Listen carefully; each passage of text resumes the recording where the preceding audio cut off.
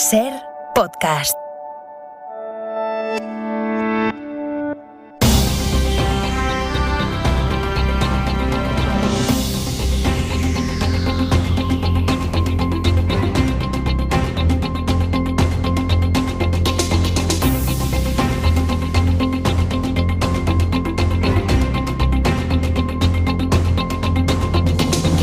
Hola, muy buenos días. Los equipos que impulsaban la Superliga han admitido esta madrugada que tendrán que reconsiderar su proyecto. En realidad, no les queda más remedio después del plante de los 6 equipos ingleses que lo integraban. Se han ido el Arsenal, que ha pedido perdón, el Liverpool, el Manchester City, el United, el Tottenham y el último en hacerlo ha sido el Chelsea,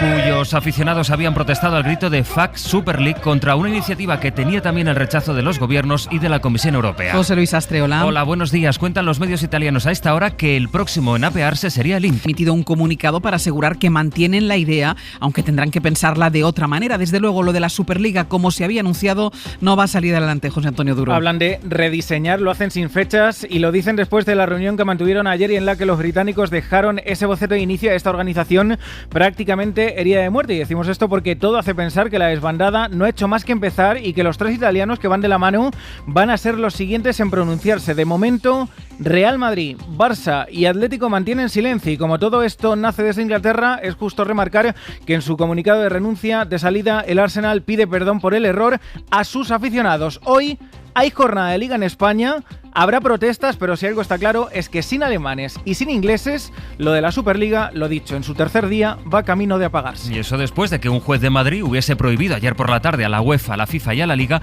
que tomasen medidas o sanciones contra los equipos que promovían esta Superliga. La gran noticia internacional de las últimas horas ha llegado de los Estados Unidos. Y con el veredicto que declara culpable al agente de policía Derek Chauvin, el que asfixió y mató a George Floyd en Minneapolis.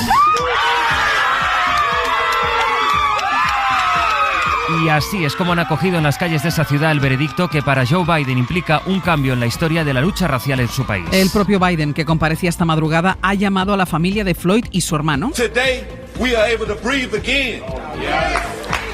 Ha asegurado que ahora pueden volver a respirar de nuevo. Fue "no puedo respirar" lo que gritó su hermano antes de que perdiese la vida. Ahora Estados Unidos abre una nueva etapa en la lucha contra el racismo. Corresponsal Marta Delvado. El juez leía el veredicto del jurado,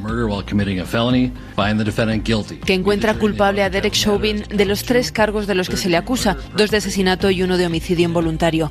La familia de George Floyd, aliviada porque creen que esta vez se ha hecho justicia, pide a los legisladores que aprueben la propuesta de ley llamada George Floyd, que busca limitar el uso de la fuerza policial durante un arresto, como primer paso para reformar el sistema policial y acabar con la brutalidad contra las minorías. En esta línea comparecía, después de hablar con la familia de la víctima, el presidente Joe Biden, que asegura que este juicio puede ser un gran paso adelante en la lucha contra el racismo sistémico, aunque dice no es suficiente. El presidente se compromete a combatir el racismo en la policía y la discriminación del sistema judicial, promesas de campaña que le ayudaron en buena parte a ganar las elecciones. Sin embargo, Biden no ha firmado ninguna orden ejecutiva al respecto en estos casi 100 días que lleva en el cargo y urge a los senadores a que aprueben la ley que lleva casi un año estancada en el Congreso. Isabel Díaz Ayuso estarán hoy por hoy a las 9 de la mañana. Entrevistamos a la presidenta de Madrid y candidata a la reelección, a la que preguntaremos por la incidencia del virus en esa comunidad y por el plan de vacunación. Hoy van a empezar a llegar a las comunidades las inyecciones de Janssen, que necesita una sola dosis, después de que la Agencia Europea del Medicamento afirmase que puede haber vínculos con la aparición de trombos en casos muy raros, pero que es seguro su administración. Además, Sanidad, el Ministerio ha rechazado ampliar el plazo entre la primera y la segunda dosis con Moderna y con Pfizer. El caso es que en España hay ya más personas vacunadas con ambas dosis que personas que se hayan contagiado desde el inicio de la pandemia, según el registro oficial. Adela Molina. Los inmunizados con las 2 dosis de las vacunas superan en algo más de 16.000 personas a los contagiados desde el inicio de la pandemia, según los datos oficiales del Ministerio de Sanidad. Un hito más simbólico que otra cosa, pero que refleja el avance de la vacunación, aunque ha llegado paradójicamente en un día en el que ha caído el buen ritmo de las últimas semanas. Se han puesto únicamente 187.000 dosis. Por grupos de edad, donde más aumenta la vacunación, sigue estando entre quienes tienen entre 70 60 y 79 años, que ya superan el 45% con al menos una dosis. También se nota en las segundas dosis de los mayores de 80 años, que alcanzan el 62%. En total, en España, casi 9.600.000 personas han recibido al menos una dosis, más del 20% de la población.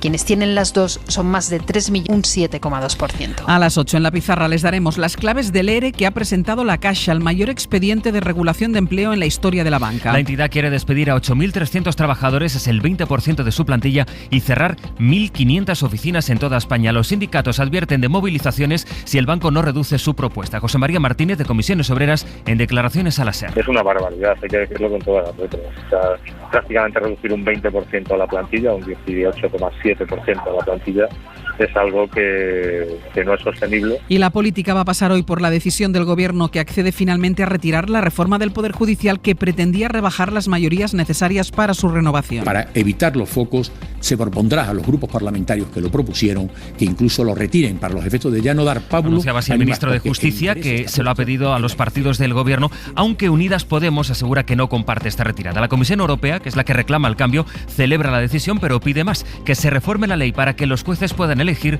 a la mitad de los miembros del Consejo. Es miércoles, es 21 de abril. Sonia Palomino, buenos días. Buenos días, Ángels. Sí, es 21 de abril y hoy cumple 95 años Isabel II, la reina de Inglaterra. Una fecha que debía ser toda una celebración en Reino Unido, pero que está marcada por la reciente muerte de su marido, el duque de Edimburgo.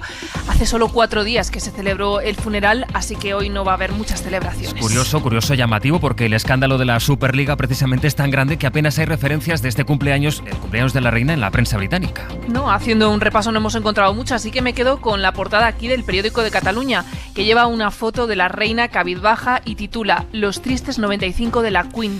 Y tanto. Y hoy, Sonia, ¿qué tiempo vamos a tener? Pues hoy va a ser otro día de lluvias en la mayor parte del país, sobre todo a partir de esta tarde. Las temperaturas parecidas a las de ayer, más suaves en las horas de sol y algo más frescas cuando lleguen las nubes. Un minuto y seguimos.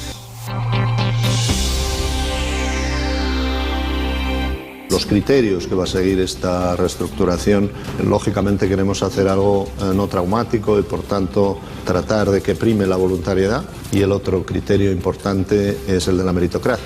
Es Ignacio Irigoyen, el presidente de CaixaBank, hace menos de un mes cuando se anunció la fusión entre Bankia y CaixaBank, y entonces reconoció que habría despidos, como suele ocurrir cuando se fusionan empresas, pero lo que no dieron entonces los directivos de las entidades fueron las cifras concretas, y son mareantes, Sonia. CaixaBank quiere despedir a 8.300 personas y cerrar 1.500 oficinas en toda España.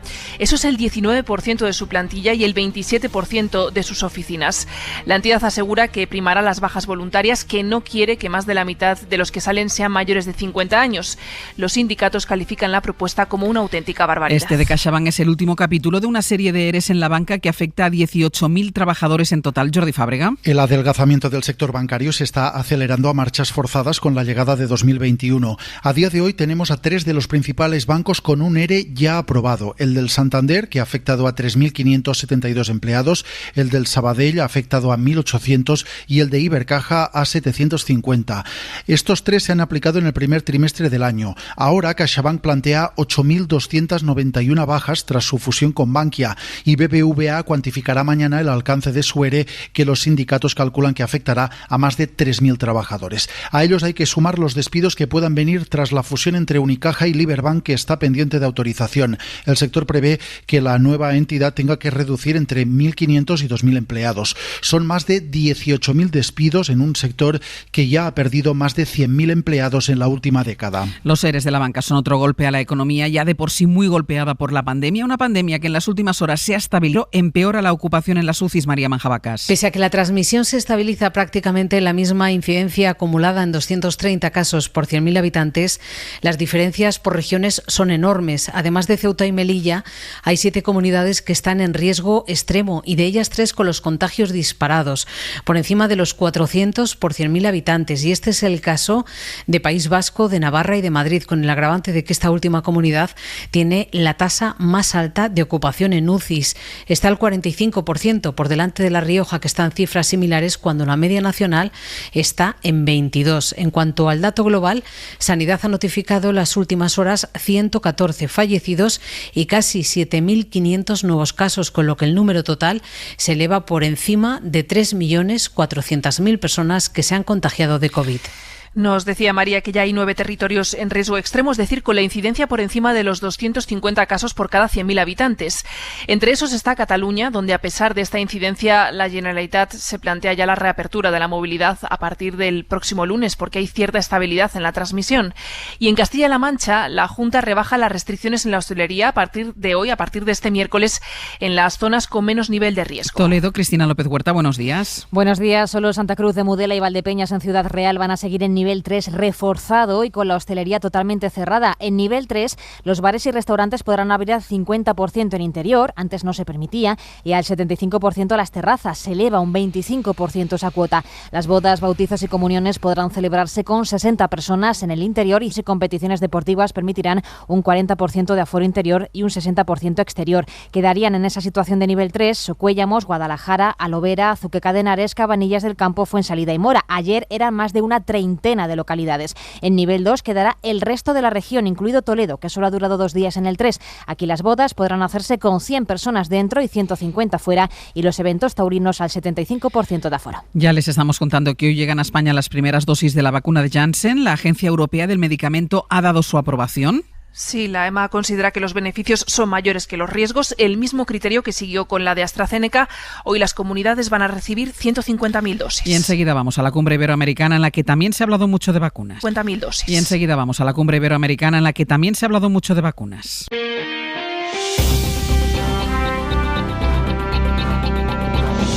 Decíamos que de vacunas se ha hablado y mucho en Andorra, donde hoy empieza la cumbre iberoamericana a la que asisten el presidente Pedro Sánchez y el rey Felipe VI.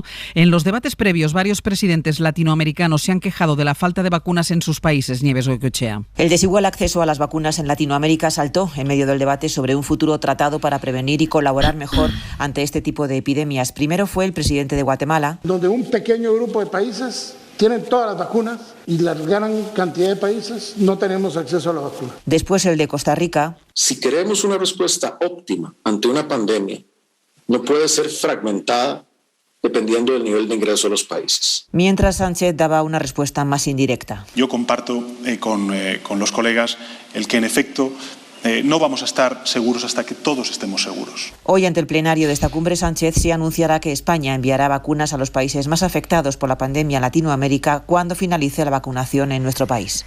Y es que los datos de la pandemia en América Latina durante la última semana han sido de los peores desde que comenzó la crisis. Colombia ha registrado su cifra más alta de muertes, Brasil tiene más de 14 millones de casos y en México el gobierno acaba de reconocer que el número de muertes en el país son un 60% más de las registradas oficialmente, un 60% más, 316.000 frente a las 196.000 reconocidas hasta ahora. En Europa, el primer ministro británico Boris Johnson ha sido muy crudo con sus pronósticos a futuro. Dice Johnson que a pesar de las vacunas y de la caída de los contagios no hay que rebajar la guardia y busca ya nuevos medicamentos porque los expertos advierten de una nueva ola en otoño. Corresponsal en Londres, Begoña Arce. El Reino Unido busca nuevos medios para reforzar la protección de los ciudadanos frente al COVID. Boris Johnson anunció ayer la puesta en marcha por parte del Gobierno de un grupo de trabajo para desarrollar nuevos medicamentos antivirales que sirvan para proteger a la gente contra el coronavirus. El primer ministro desea que esos medicamentos estén listos para el otoño.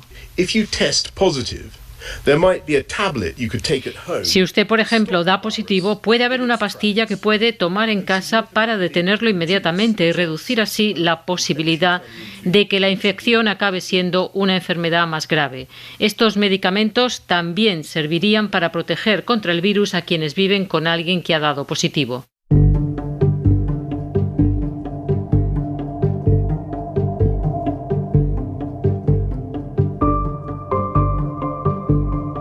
La tensión en la frontera entre Rusia y Ucrania sigue creciendo tanto como crece la presencia de tropas rusas en la zona. Unos 120.000 soldados rusos están en la frontera con Ucrania, según ha advertido el presidente Volodymyr Zelensky. Vladimir Putin, una reunión para tratar de rebajar la tensión en la frontera. Ucrania y la Unión Europea temen que Putin esté preparando una nueva intervención militar como la de hace 7 años para impulsar su propia popularidad antes de las elecciones parlamentarias que tiene en otoño. Y en Alemania, el Partido partido de la canciller Angela Merkel ya tiene el candidato para sucederla en las próximas elecciones generales. Es el centrista Armin Laschet, con el que la CDU apuesta por la continuidad. Corresponsal en Berlín, Carmen Viñas. El recién elegido aspirante a canciller Armin Laschet tiene por delante la tarea de recomponer el grupo conservador, muy tocado tras la contienda con Markus Schura, presidente de Baviera y líder de la CSU, el partido hermano de los conservadores de Merkel. También tendrá que ganarse a los votantes, pues pese a su experiencia política y carácter integrador, la popularidad de Laschet es menor a la de Schura, de ahí que muchas voces en la Unión Cristiano-Demócrata preferían al candidato bávaro que el propio presidente de su partido. La ejecutiva de la CDU eligió a Laschet en la madrugada del martes y a las pocas horas Schura confirmaba que daba por zanjada la carrera para suceder a Merkel en la Cancillería. Los conservadores alemanes se encuentran en un momento crítico en intención de voto. Según una reciente encuesta del Instituto Forsa, publicada la noche del martes, sufrirían una derrota que los expulsaría del gobierno por primera vez en 16 años. La nueva canciller sería Annalena Baerbock, la candidata de los Verdes. Y 250 ONGs de ayuda humanitaria piden a los gobiernos que destinen el gasto militar de un solo día a la lucha contra el hambre. Tan solo 26 horas del gasto militar mundial son suficientes para cubrir los 5.500 millones de dólares necesarios para ayudar a la población más afectada. Rafa Panadero. Con el gasto militar en el mundo en un solo día hay dinero suficiente para evitar que 34 millones de personas más empiecen a pasar hambre este año. Ese es el mensaje que Plan Internacional y otras 200 ONGs han mandado a los gobiernos del planeta para intentar que se movilicen, pero en otra dirección, los 5.500 millones de dólares que estiman que son necesarios. Ha pasado un año, recuerdan, desde que Naciones Unidas advirtió de una hambruna de proporciones bíblicas, cita textual, y en todo este tiempo los países ricos, los supuestos donantes, solo han financiado un 5% de lo que pedía la ONU para garantizar la seguridad alimentaria. A finales del año pasado se estimaba que había 270 millones de personas que ya estaban pasando hambre o estaban en riesgo alto de empezar a pasarla. Hoy 174 millones de ellos han caído y están en peligro de muerte por desnutrición o falta de alimentos. Es más que probable, concluyen, que esta cifra aumente en los próximos meses si no se hace algo ya. Director de Carrusel, Dani Garrido, buenos días. Buenos días, Ángels. A ver, Dani, se van los ingleses, los italianos se lo piensan. La Superliga ha tenido que emitir un comunicado esta noche para admitir que va a reconsiderar cómo diseña ahora el proyecto. Bueno, en fin, ¿y ahora qué? ¿Qué pasa con la Superliga? Buena pregunta. Bueno, yo creo que es la liga más corta de la historia, 48 horas clavadas sin jugar un partido. Queda la Copa Latina, 3 españoles y los 3 italianos, pero durante el día se puede quedar en un triangular de los 3 de nuestra liga y sin acabar. La Superliga dice que patada para adelante, que siguen, pero no hay portería, no hay portero, y este partido 2021, porque habrá más, está perdido por goleada. Pues enseguida vuelvo contigo, Dani. Contamos qué escenario se presenta ahora con este proyecto que ha dividido el fútbol. Hoy por hoy, con Ángeles Barceló. Y la otra noticia de estas últimas horas, Astre, está en los Estados Unidos. Por el veredicto que considera culpable a Derek Chauvin, el policía que asfixió a George Floyd en Minneapolis mientras él gritaba "no puedo respirar". Ha habido reacciones en las calles de Minneapolis, reacciones como esta, y también en la Casa Blanca, desde donde Joe Biden ha hablado con la familia de la víctima. Ha afirmado el presidente que este juicio puede ser un paso histórico contra la herida racista que padece el país. Entre esas dos noticias se dibuja la actualidad del día, a la que iremos incorporando voces en este programa. A las 9 estará aquí Isabel Díaz Ayuso. Más voces. De momento se ha publicado el padrón que confirma que España perdió 100.000 habitantes en el año de la pandemia, en 2020. Para ir más allá de este dato, pues le hemos pedido al catedrático de Geografía Humana, Joan Romero, que nos describa hacia qué sociedad vamos, más mayor, más despoblada en el interior. España forma parte de la dinámica de toda Europa occidental. Es la única región del mundo que a mitad de siglo probablemente tendrá menos población que ahora, y seguimos teniendo 1,2 hijos por mujer, lo cual significa que este escenario nos lleva a un escenario de, como mucho, mantener la población que tenemos ahora, pero mucho más vieja. Y la otra voz que vamos a sumar ahora es la de Juan Roch, es el presidente de Mercadona, que hablaba ayer de los impuestos. Si queremos la justicia universal, si queremos la sanidad universal y si queremos la formación universal, pues hay que pagar impuestos. Y para nosotros es un orgullo el pagar impuestos. Otra cosa es cómo se gestionan estos impuestos que pagamos, pero eso a nosotros no nos toca. Es miércoles, es 21 de abril. Y además de la Superliga y del veredicto por la muerte de Floyd, hay otras noticias que marcan la actualidad hasta ahora. Las comunidades reciben desde hoy las dosis de Janssen. 140.000 vacunas hay de momento en España, después del visto bueno de la Agencia Europea del Medicamento. La EMA considera que, como la de AstraZeneca, sus beneficios son mayores que sus riesgos. La incidencia del COVID en España se mantiene en los 230 casos por cada 100.000 habitantes. Ya hay 9 territorios en riesgo extremo. La presión en las UCIs sigue muy alta, por encima del 40% en Madrid y La Rioja. Los sindicatos rechazan el ERE de CaixaBank, que plantea el despido de 8.300 personas. Es casi el 20% de la plantilla de toda España. La entidad también propone el cierre de 1.500 oficinas, cerca del 30% de su red. El Gobierno ha confirmado a la Unión Europea que PSOE y Podemos retirarán la propuesta para rebajar la mayoría necesaria para renovar el Consejo General del Poder Judicial. La Comisión pide que el 50% de los miembros de este organismo sean elegidos por los propios jueces. Y hay más cosas, Sonia. Los 400 trabajadores de Airbus en Puerto Real, en Cádiz, están pendientes de la decisión que tome hoy la multinacional sobre el cierre de la planta en esa ciudad. La multinacional alega que la pandemia ha empeorado la difícil situación de la fábrica, que hasta ahora producía el A380. De producirse finalmente la clausura, puede suponer un golpe durísimo para toda la economía de la Bahía de Cádiz. Radio Cádiz, Pedro Espinosa, buenos días. Buenos días, durísimo porque Airbus es empresa tractora en la Bahía de Cádiz, depende de ella una veintena de empresas auxiliares y su cierre supondría acabar con toda la industria de la aeronáutica civil aquí y en toda Andalucía. La dirección europea de la compañía se reúne hoy, todos los sindicatos temen que de esa reunión salga la confirmación del cierre de la fábrica de Puerto Real. Airbus dice que esta fábrica no era viable antes de la pandemia porque su principal encargo, el A380, se canceló, pero su situación es ahora más crítica por la cancelación de pedidos que ha traído la crisis del coronavirus. Aquí, en la Bahía de Cádiz, se contiene la respiración con los trabajadores preparados para luchar con un frente político común y de nuevo con las carnes abiertas ante lo que puede ser otro mazazo laboral para una bahía sacudida varias veces en su reciente historia por golpes como este.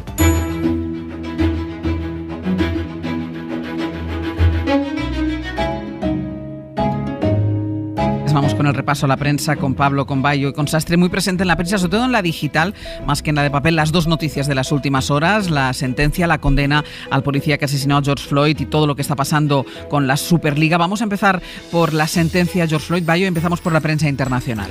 El país que contenía la respiración puede al fin respirar, dice el editorial del Star Tribune de Minneapolis. El país necesitaba un veredicto de culpabilidad, dice el USA Today, el periódico más leído de los Estados Unidos, pero las leyes tienen que cambiar.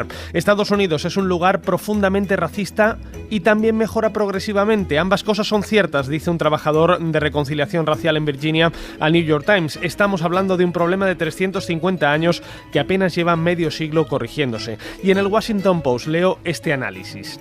No debería haber dudas sobre si un agente de policía puede o no arrodillarse sobre el cuello de un hombre durante más de 9 minutos. No deberíamos tener que contener el aliento ante un veredicto como este. La condena de Derek Chauvin no debería parecer una victoria, pero lo parece, después de haber visto a tantos agentes absueltos o que ni siquiera han sido juzgados en casos similares. Hay varias imágenes en la prensa nacional que resumen perfectamente ese alivio que nos describía Bayo, que muchos sienten hoy en Estados Unidos. La van a ver, por ejemplo, en la portada del diario El País. Es la imagen de un manifestante gritando de júbilo, con los brazos levantados y los ojos cerrados de emoción.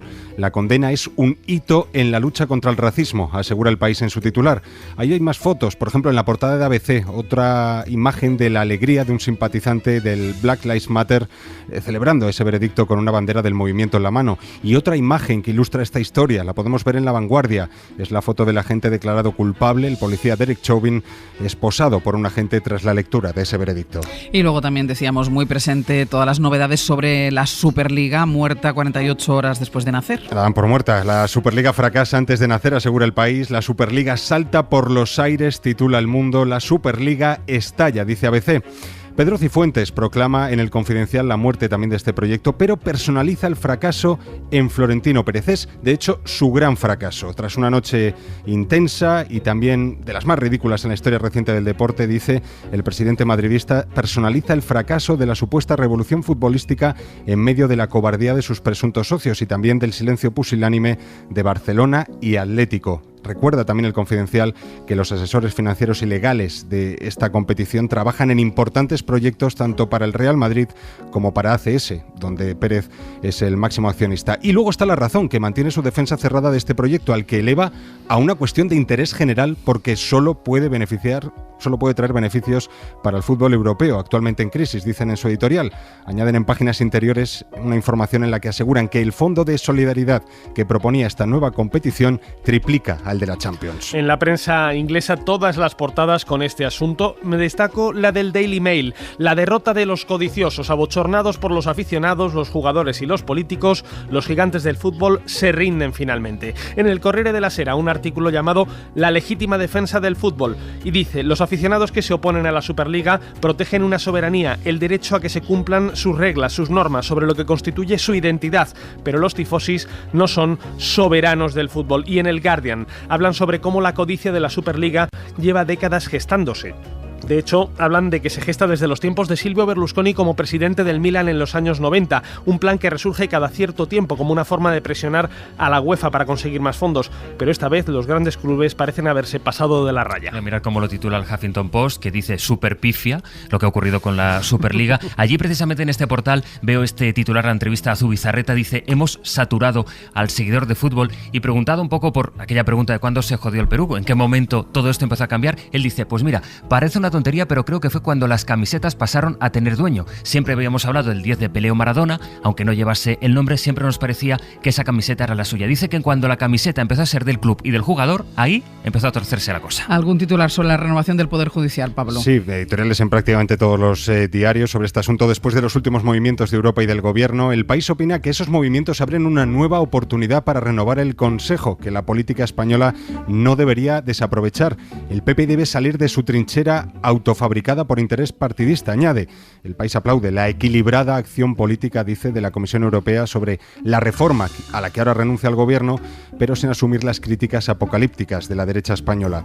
El editorialista de La Vanguardia reconoce que le produce sonrojo insistir en la necesidad de renovar el Poder Judicial una vez más y en que venga Europa a leernos la cartilla, pero añade que es el PP responsable de este bloqueo porque intenta conservar una mayoría entre los jueces que ya no corresponde con la representación parlamentaria. Y también dice que hay una responsabilidad en el PSOE que no ha sabido negociar y en los propios vocales del Consejo caducado, a los que les parece correcto seguir en su puesto. Sin embargo, la prensa conservadora se queda solo con una parte, el de la renuncia del Gobierno. Para la editorial de ABC es una marcha atrás a una cacicada. La Razón cree que esta es una rectificación tardía pero obligada, y lo que ve el mundo es un nuevo choque entre las exigencias de Bruselas y la heterodoxia ideológica de la coalición radical en Moncloa. Lo más importante ahora es que el PSOE y PP negocien los pasos para una reforma del Consejo. Hoy por hoy, Ángeles Barceló. Dani, los 6 equipos británicos anunciaron a última hora de ayer, fueron saliendo escalonadamente, pero al final todos los equipos británicos dicen que dejan la organización de la Superliga. En Italia ya se habla de una más que posible salida también de los 3 representantes. Sí, hubo, Ángeles, justicia poética porque Inglaterra tumbó la Superliga. Allí comenzó el deporte que mueve a medio planeta hace más de 150 años, con los valores, digamos, fundamentales, jugar para defender a tu comunidad. Y allí la hundieron. La hundieron porque los dueños extranjeros de los grandes ingleses no entendieron, no intuyeron la firme reacción de capitanes ingleses, jugadores unidos, entrenadores y aficionados. Yo creo que subestimaron esa fuerza. El aficionado, sea donde sea, necesita saber que todo es posible, que su equipo no tiene techo, por humilde que sea, soñar. También, evidentemente, Ángeles, la presión de Boris Johnson, como siempre, con su estilo proteccionista, seguramente populista, que también aprovechó esa jugada de gol. Y el larguero, efectivamente, parecía un carrusel. Uno detrás de otro fueron cayendo goles contra la Superliga, goles en propia puerta, anunciando el adiós. City primero, Arsenal, que pidió perdón incluso, United, Tottenham, Liverpool, y el último en caer fue el Chelsea. Y se espera, efectivamente, que los italianos tomen una decisión conjunta hoy, por lo menos así lo confirmó a la cadena SER Beppe Marotta, que es el CEO del Inter. Todo indica que va a ser un adiós. O sea, en las próximas horas pueden salir ya definitivamente también los 3 italianos. Sí, eso es. Bueno, esto en Reino Unido, en Italia, que conoceremos lo que deciden finalmente en las próximas horas, pero los clubes españoles, Dani, guardan silencio, ¿no? Porque desde la Superliga, además, nosotros que guarden silencio, la Superliga dicen que, bueno, apuestan por continuar y rediseñar el proyecto, pero claro, ¿cómo se rediseña un proyecto al que se le han caído casi todos los equipos? Para mí la imagen de los 3 grandes del fútbol español queda muy tocada. Es verdad que Florentino muy desgastado, tocado, evidentemente. Veremos cuál es su versión hoy, porque ha prometido estar en el larguero. Sí, porque al final ayer no estuvo.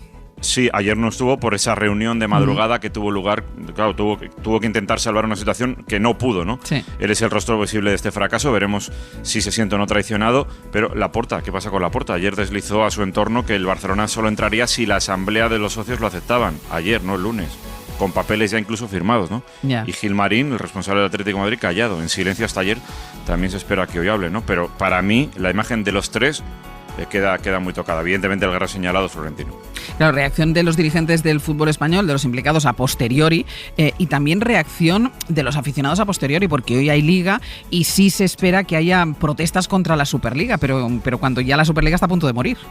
Pues mira, el Madrid juega en el Carranza y ya sabes que como hay poca agua en Cádiz, los jugadores locales van a mostrar un lema a la camiseta que es: el fútbol es de todos. 10 de la noche con la Liga y permanencia en juego, y después te contaré más partidos, pero hoy es un carrusel bonito de 7 a 12 de la noche. De 7 a 12 de la noche, ¿cuántos partidos dices que se juegan?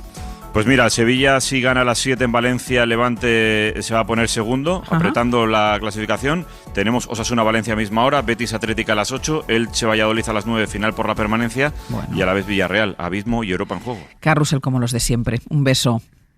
Hasta ahora. Hasta luego. En la cadena SER, Hoy por Hoy, con Ángeles Barceló.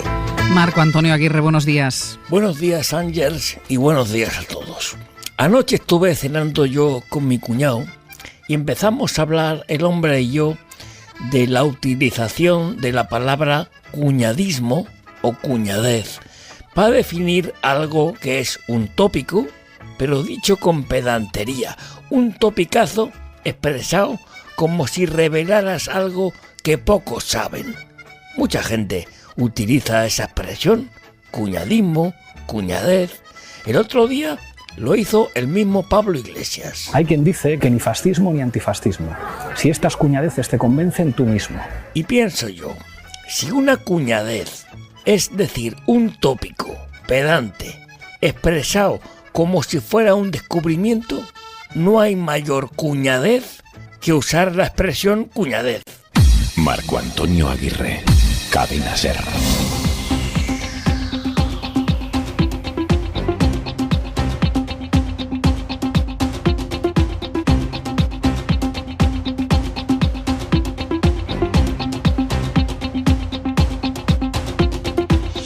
Hola, muy buenos días. 48 horas aproximadamente es lo que ha durado el proyecto de la Superliga de Fútbol, el órdago de 12 de los grandes clubes de España, Italia y Reino Unido a los organismos oficiales con la UEFA a la cabeza. Parece ser que detrás del órdago no había buenas cartas y los equipos ingleses, el grueso de esta nueva competición, se desmarcan del proyecto. Boris Johnson no se anduvo con chiquitas y se tomó la Superliga como un nuevo Brexit, así que puso toda su maquinaria a trabajar en su contra y con la ayuda de los aficionados, como los del Chelsea, que se manifestaron en contra del proyecto. Ya habían dicho que no algunos de los nombres importantes del fútbol inglés, entrenadores de algunos de los equipos implicados. Quedó claro que en el Reino Unido el espíritu y el sentimiento por el fútbol es otra cosa. Allí nació el fútbol y allí se han tomado la creación de la Superliga como toda una afrenta a ese espíritu de competición y a los aficionados a los que pertenece el juego. Otra cosa es el negocio. Y esa reacción hace todavía más evidente el silencio en España, solo roto por la oposición del gobierno en una constante apelación al diálogo. No sabemos qué pasará con este proyecto. No parece que sea viable una competición europea en la que solo están representados dos países, pero el error de cálculo de sus promotores, con Florentino Pérez a la cabeza, es mayúsculo y demuestra el total desconocimiento de la realidad. Los patrocinadores son importantes, las cuentas son importantes, el negocio para ellos es importante, pero en la base de la pirámide están los aficionados y en el caso del Reino Unido han sido los protagonistas del freno al proyecto. Es muy probable que después de este lamentable episodio la Liga Inglesa salga reforzada, se renueve la confianza entre los clubes y la afición. Aquí en España, la Liga quedará de nuevo a expensas de las ocurrencias del poderoso directivo de turno, a quien los aficionados no criticarán porque es de su equipo y a los nuestros no se les critica. Y el fútbol seguirá perdiendo sus valores. Ángeles Barceló. Vamos a tener sol por la mañana, pero según avance el día, la lluvia llegará casi a todas partes, Jordi. La conclusión es mejor no fiarse de los momentos en que luzca el sol. Incluso ahora tenemos algunos chubascos en Cataluña y Baleares, pero aquí se irán abriendo algunos claros y entre esta tarde y la próxima noche la lluvia se irá generalizando poco a poco en la mayor parte de la península y Baleares. Solo algunos chubascos en Canarias. Como pasó ayer, algunas tormentas pueden descargar con intensidad y en general sensación de ambiente fresco.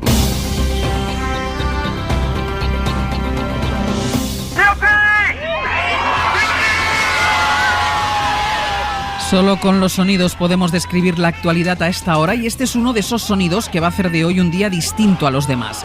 Así recibían anoche en las calles de Minneapolis el veredicto que considera culpable al policía que asfixió a George Floyd. Hoy la actualidad mueve la historia, o eso se desprende de lo que Joe Biden ha dicho de madrugada en una intervención junto a Kamala Harris desde la Casa Blanca. Sastre, buenos días. Buenos días, Barceló. No one should be above the law.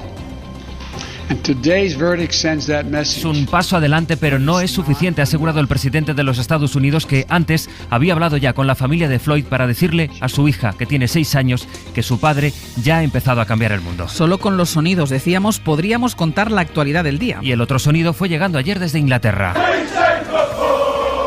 Estos son los aficionados del Chelsea que expresaban así su rechazo al proyecto del que más hemos hablado estos días, esa Superliga de fútbol, proyecto que ahora pende de un hilo muy fino, muy frágil, porque se retiran los 6 equipos ingleses. Ahora que un juez había prohibido tomar medidas contra los que se han llamado equipos fundadores, son esos equipos los que han admitido que tienen que frenar y reconsiderar su idea. José Antonio Duró. Hablan de rediseñar, lo hacen sin fechas y lo dicen después de la reunión que mantuvieron ayer y en la que los británicos dejaron en la mitad, en 6, a los clubes fundadores de esta Superliga, que prácticamente está herida de muerte, ya que solo quedan a esta hora, lo remarco, a esta hora, los 3 equipos españoles y los 3 italianos, aunque ya esta noche las noticias que llegan desde Italia señalan la salida de Milán, Juve e Inter, que van a ir de la mano. De momento, Real Madrid, Barça y Atlético guardan silencio, aunque sí que es verdad que ya hemos visto en redes sociales cómo algunos jugadores, el caso de Gerard Piqué, se muestran ligeramente en contra. De hecho, ya hay alguna movilización de aficionados en España y a lo mejor los 3 grandes tienen que acabar pidiendo perdón, como ha hecho el Arsenal, por lo que los londinenses han señalado como error. Entre hoy y mañana tenemos una completísima jornada de carrusel de Liga en España, hoy con 6 partidos. Es una jornada en la que seguro va a haber protestas y, en resumen, la Superliga sigue adelante, de momento, aunque quedan entredicho porque sin alemanes, sin ingleses, algo que vuelve a celebrar esta mañana Boris Johnson en redes sociales, el proyecto a día de hoy, en su tercer día, va camino de apagarse. Find the defendant guilty.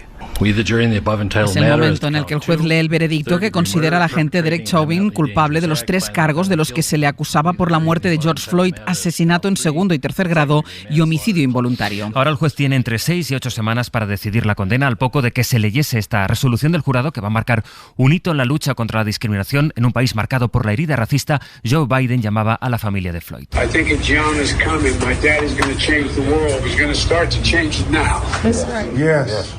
Esta es la llamada en la que les decía que él está aliviado por esta solución que es, según Biden, un paso enorme en el camino hacia la justicia. Corresponsal Marta del Vado, buenos días. Hola, buenos días. Ha sido una noche de celebración allí porque se ha hecho justicia. Puede decirse que estaba todo el país pendiente. Sí, pendiente porque aunque legalmente se juzgaba a Derek Chauvin por haber asesinado a George Floyd, emocionalmente este juicio se entiende como eso, como el primer paso para acabar con la brutalidad policial y para acabar con la impunidad de los agentes amparados por el sistema de justicia. El hermano de Floyd decía tras conocer el veredicto que la lucha no acaba aquí. El siguiente paso es que el Senado apruebe un proyecto de ley que busca limitar el uso de la fuerza durante un arresto y que elimina la impunidad para los agentes que abusan de su poder. Un proyecto de ley que lleva casi un año paralizado en el Congreso. El presidente Joe Biden hablaba con la familia Floyd tras conocer el veredicto y luego hacía declaraciones en ese mismo sentido. Reconociendo que el racismo sistémico es una mancha en el alma de este país y la condena a Chauvin es solo el primer paso en la lucha por la justicia y la igualdad. El presidente pide a los legisladores federales, estatales y locales que creen un marco para reformar el sistema policial, una promesa de campaña que le ayudó en buena parte a ganar las elecciones. Sin embargo, Biden no ha firmado todavía ninguna orden ejecutiva al respecto en estos casi 100 días que lleva ya de gobierno. Marta, gracias. Hasta ahora. The PRAC has concluded that there is a possible link between the occurrence of these blood clots combined with the low levels of blood platelets, thrombocytopenia. Lo que suceda a partir de ahora con las vacunas y el esperado sprint en su administración en Europa depende en gran medida de esta resolución que tomó ayer la Agencia del Medicamento. Admite que pueda haber vínculos, links, decía, entre la vacuna de Janssen, esos enlaces, y los 8 trombos que finalmente se detectaron en Estados Unidos, pero entiende la agencia que son efectos secundarios muy raros, así que es suficiente con ponerlo en el prospecto, de manera que las dosis pueden empezar a administrarse. Y hoy mismo van a empezar a llegar a las comunidades justo cuando España ha superado una cifra simbólica. Porque hay ya más personas con las 2 dosis puestas aquí en España que contagios notificados oficialmente durante toda la pandemia. Mariola Lourido, buenos días. ¿Qué tal, Ángeles? Situemos cómo ha cambiado el mapa de la vacunación después de esta decisión sobre Janssen y después de que finalmente Sanidad renuncie a ampliar el plazo entre la primera y la segunda dosis de Moderna y de Pfizer. Pues el desbloqueo de Janssen ha vuelto a infundir optimismo en las autoridades. Esta vacuna de un solo pinchazo es fundamental para acelerar la campaña y poder cumplir la meta de inmunizar al 70% de la población a finales de verano. Hoy se van a repartir pocas, la verdad. Las 146.000 monodosis que ya estaban en España se van a destinar a mayores de 70 a 79 años cuya vacunación ha despegado en la última semana. Janssen será el empujón definitivo, pero habrá que esperar a junio, que es cuando llega el grueso de los 5,5 millones de inyecciones previstas para este trimestre. La disponibilidad de esta nueva vacuna refuerza la posición de la ministra de Arias contraria a la propuesta de expertos y de algunas comunidades autónomas de alargar la segunda dosis de Pfizer y de Moderna para apurar la vacunación, porque Ángeles sigue siendo baja. Solo el 20% de la población tiene al menos una dosis 4 meses después. Mariola, gracias. A ti, hasta luego. Publica esta mañana La Vanguardia el contrato entre la Comisión Europea y Pfizer, el contrato sin tachones, en el que se exime a la farmacéutica de responsabilidades. Le exime de cualquier demanda, de hecho. Si por Moderna pagó la Comisión 18 euros por dosis, por las de Pfizer ha pagado de media 15,5 euros.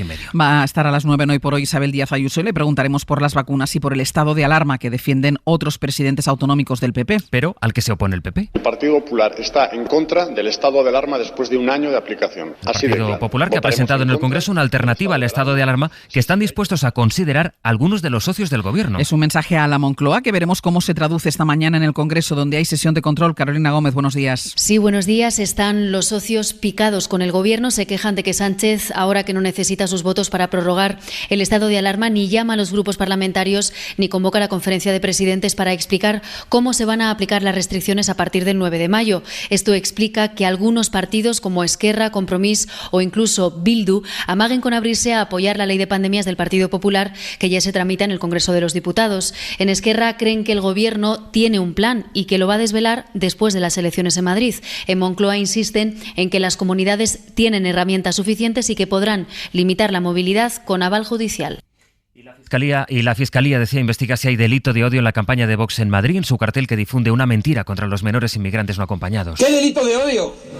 Si nosotros no odiamos ni a los inmigrantes legales, ni a los ilegales, ni a los... Esto decía Abascal y esto respondía el ministro Ábalos. Si en vez de poner menas ponemos judíos, lo entendemos más. Porque así fue el fascismo. Y lo están haciendo sin complejos. Hay una cifra que hoy se repite en las portadas de los periódicos como si ella sola fuese una imagen, una foto, y realmente lo es. 8.300 son los despidos que prevé la Caixa en el mayor ERE de la historia de la banca. Y de eso hablamos en la pizarra de esta mañana. Javier Ruiz, buenos días. ¿Qué tal? Muy buenos días. Es una cifra mayor incluso de la que se esperaba. Sí, y unas condiciones peores de las que se esperaban, incluso para quienes se queden en el trabajo, porque la entidad plantea endurecer condiciones laborales. La gran novedad del ERE no solo es la cantidad, que lo es también la falta de calidad en ese ERE. Las aguas parecen haber cambiado en una banca que hasta ahora había sido siempre generosa con sus despidos. Ya no. CaixaBank plantea suprimir 8.291 puestos de trabajo. Es 1 de cada 5 empleados, el 19% de la plantilla. Cerrar 1.534 sucursales. Es 1 de cada 4 oficinas, el 27% de la red. Y esas son las cantidades. Las calidades, o más bien la falta de calidades... Condiciones de despido durísimas, 20 días por año trabajado para los mayores de 63 años. Más allá de si esto es el principio de una negociación y si se mejorará o no en el proceso, la conclusión sí es que esto es el fin de una era en la banca, la de la generosidad en los despidos. Es el primer ERE de la banca este año, pero vienen al menos 16.000 despidos en este sector, ¿no, Javier? Sí, la sangría de empleo va a seguir este año, Ángeles, y serán ya 12 años seguidos, recortando empleo en la banca. Solo este año, 8.300 de CaixaBank, a los que se suman Unicaja Liberbank. En la segunda mitad del año, otros 2.000. Sabadell plantea además un ERE de 1.817 empleados, 1.000 todavía pendientes. BBVA prepara entre 3.200 y 4.000. En total, 16.000 despidos que hay que sumar a los 3.500 anunciados por el Santander a final de año pasado. En total, 20.000 despidos desde que comenzó el COVID. El salto el salto es tremendo. En el año 2020-21 vamos a tener esto, 20.000 despidos. Pero es que en la última década han sido más de 100.000 los empleados despedidos en la banca. 1 de cada 3 empleados de banca ha perdido su puesto de trabajo, el 35% según los datos del Banco de España. Y si esto se mide en sucursales, solo el año pasado cerraron 1.608. Solo en la última década han cerrado casi 1 de cada 2. El 40%. Queda abierta prácticamente la mitad, 22.000 de las 45.000 que había. Y si uno mira, esto hemos dicho este año y el último tramo, la última década, pero es que si uno mira todavía más atrás, la industria bancaria tiene hoy tantos empleados como en 1970. Estamos en fechas de la transición, así que la pregunta que nos queda, Ángeles, es ¿dónde está el fondo? ¿Cuántos trabajadores más sobran a unos bancos asolados y empujados por la presencia tecnológica? Javier, gracias. Hasta ahora. El asunto político del día, y lo vamos a ver hoy en el Congreso, tiene que ver con el Consejo General del Poder Judicial. El Gobierno ha confirmado lo que ya avanzó en Europa, que va a retirar la reforma para cambiar las mayorías, para renovar el Consejo, que es lo que pedía Bruselas. Pero Bruselas pide más, pide que el Consejo se renueve ya y que en el futuro la mitad de los vocales del Consejo los elijan los jueces. Y en el Gobierno aprovechan lo que dicen en Bruselas para presionar al PP y pedirle que se siente a negociar, pero los populares mantienen el veto al juez de Prada, juez del caso Gürtel. Inma Carretero, buenos días. Buenos días. En el Gobierno insisten en que Bruselas no está poniendo objeciones a España y que esto es un enredo monumental del Partido Popular contra su país, así lo dicen, y que lo que pide la Comisión es que se renueve ya el Poder Judicial. El propósito es retomar las conversaciones. No creen que sea posible hasta que pasen las elecciones de Madrid. Ayer se le preguntó en varias ocasiones al ministro de Justicia si ahora están dispuestos a ceder con el nombre de José Ricardo de Prada, propuesto por Podemos y vetado por el Partido Popular. El ministro evitó pillarse los dedos, fue prudente. Ese nombre, recordemos, fue el que hizo saltar el acuerdo por los aires en el último momento. Campo no quiso dar detalles, pero en Génova sostienen que no van a levantar el veto al magistrado del caso Gürtel y que esperan ganar el pulso. Creen que con el recuento de las urnas madrileñas y tras la presión de Europa, el Gobierno dejará caer a De Prada. Y sobre la pandemia en el mundo, en Italia han acordado que la reapertura empiece el lunes que viene, el 26 de abril. Las zonas que estén mejor podrán reabrir las terrazas a partir de ese día y se va a poner en marcha un certificado parecido al que se ha diseñado en Bruselas para poder moverse de una región a otra. Roma, Ismael Monzón. Italia copia el modelo de pasaporte sanitario que quiere implantar la Unión Europea para moverse por territorio nacional. A partir del próximo lunes, todo aquel que quiera desplazarse de una región a otra deberá presentar una cartilla que acredite la vacunación, haber pasado la enfermedad o presentar un test negativo. Ese día comienza la desescalada con la reapertura de todos los colegios, las terrazas en la hostelería y cines, teatros y museos con un aforo del 50%. Para la vuelta total de los restaurantes, también en interiores, habrá que esperar al 1 de junio. La derecha ha presionado para anticipar el plan, aunque algunos expertos médicos consideran que es prematuro. Baja la ocupación en la UCI y la incidencia, pero el número de muertos aún es muy alto. Este martes fallecieron 390 personas por COVID.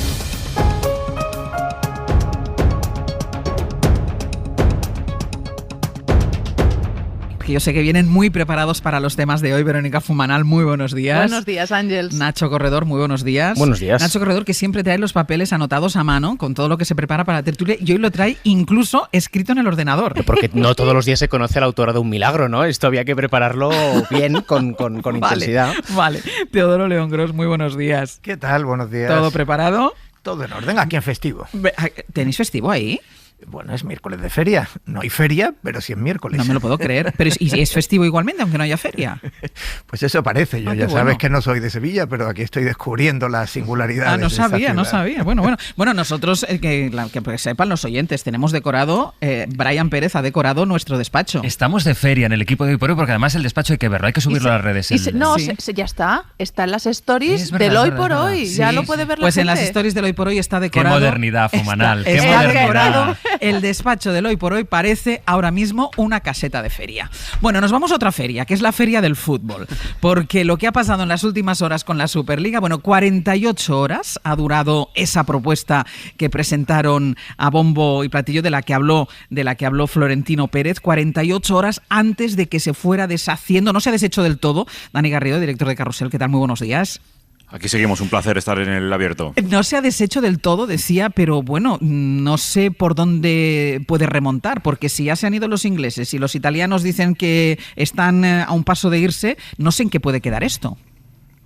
Bueno, está hecho trizas, eso para empezar, Ángels. Es un delirio de grandeza tumbado antes de empezar, y para mí hay varios momentos icónicos para que la gente pueda entender un poco qué pasó en las 48 horas, ¿no? Y todos los momentos vienen de Inglaterra y las imágenes.